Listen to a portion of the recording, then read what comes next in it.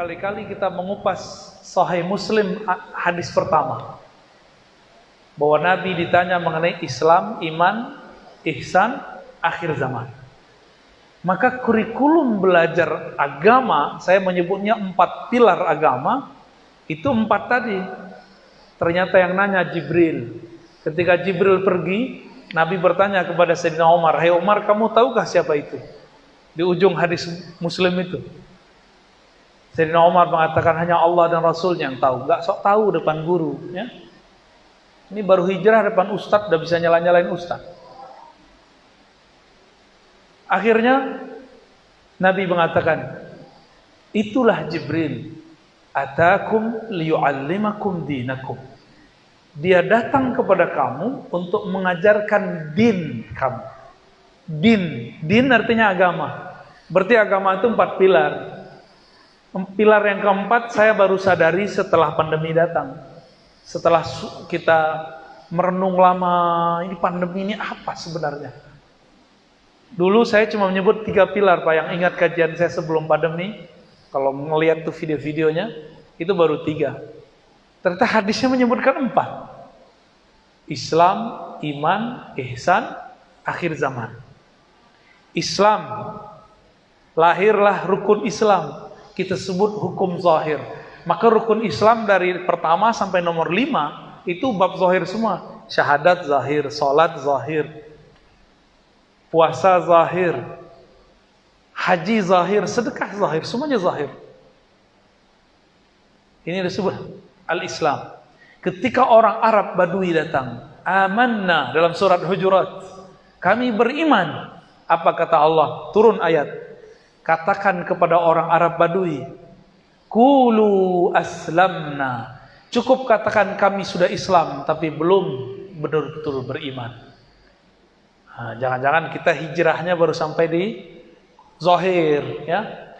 Al-Islam ini perhatikan benar-benar. Orang kalau sampai di tahapan ini, dia akan sering ngomong boleh, tidak boleh, sunnah, bid'ah, halal, haram. Itu baru seperempat agama loh.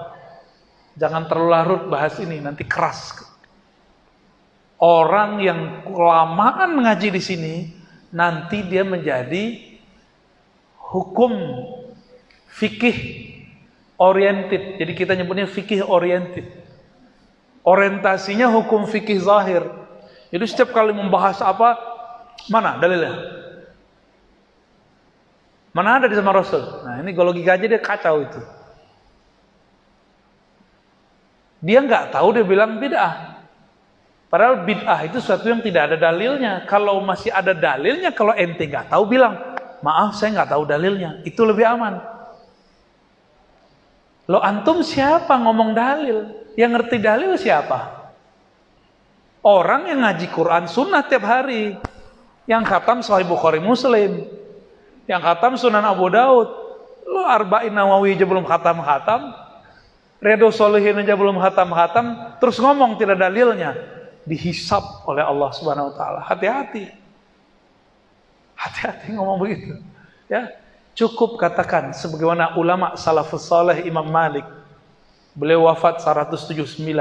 Berarti masih sebelum tahun 200, sebelum tahun 300, 179. Masih ketemu murid sahabat Rasulullah yaitu Nafi'.